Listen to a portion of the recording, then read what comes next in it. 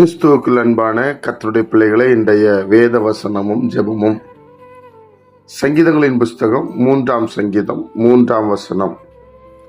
ஆனாலும் கர்த்தாவே, நீர் என் கேடகமும் என் மகிமையும் என் தலையை உயர்த்துகிறவருமாய் இருக்கிறீர்.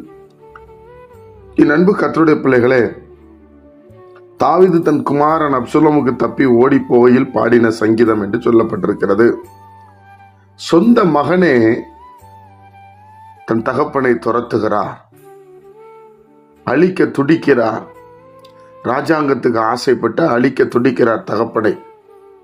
அப்போ சுற்றி இருக்கிற ஜனங்கள், அப்சலோமில் இருந்த ஜனங்கள்லாம் சொல்லியிருக்கிறாங்க, தேவனிடத்தில் அவனுக்கு ரட்சிப்பு கிடையாது, கடவுள் அவனை காப்பாற்ற மாட்டார், அவ்வளவுதான், இவ்வளவு காலம் இருந்தால என்று சொல்லி தாவீதை ஏளனம் பண்ணினார்கள்.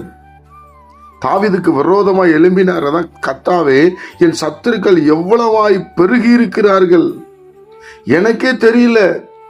ஒருவேளை வெளியில இருக்கிற வேற பட்டணத்தில் உள்ளவங்கன்னா பரவாயில்ல, ஆனா என் சொந்த ஜனம், என் சொந்த ரத்தம், என்னுடைய மகனையே எனக்கு விரோதமாய் எழுப்பி விடுகிறார்கள், எனக்கு விரோதமாய் எழும்புகிறவர்கள் அநேகராய் இருக்கிறார்கள் கர்த்தாவே என்று சொல்லி கதறுகிறார். அதனாலதான் இந்த வார்த்தை, கர்த்தாவே, நீர் என் கேடகமுமாயிருக்கிறீர், என் மகிமையுமாயிருக்கிறீர், என் தலையை உயர்த்துகிறவருமாயிருக்கிறீர். ஆண்டவரே, நான் கவலைப்பட வேண்டிய அவசியம் இல்லை. பாதுகாப்பு கர்த்தருடையது, ரட்சிப்பு கர்த்தருடையது. தேவனுடைய பிள்ளைகளே, அவர் சொல்லுகிறார் பாருங்க, இது நம்ம எல்லாருக்கும் தேவையான ஒரு வசனம். சூழ்நிலை மாறி இருக்கும் பாருங்க, சொந்த பையன் தகப்பனை நேசிக்கக்கூடிய மகன். இப்ப பைபிள்ல தகப்பனும் தாயும் கைவிட்டாலும் நான் உன்னை சேர்த்துக் கொள்வேன். ஒருவேளை இப்படி பிள்ளைகள் கைவிட்டாலும் தேவனுடைய பிள்ளைகளே, தாய் தகப்பனை கர்த்தர் சேர்த்துக் கொள்வார்.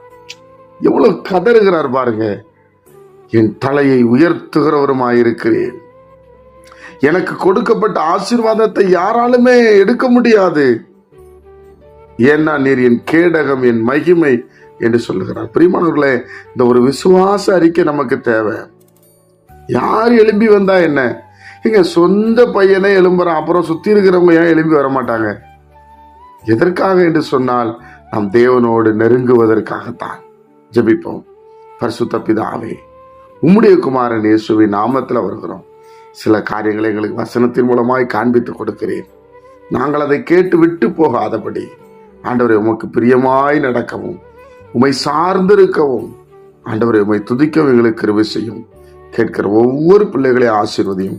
இயேசு கிறிஸ்துவின் மூலம் ஜெபிக்கிறோம் பிதாவே, ஆமென்.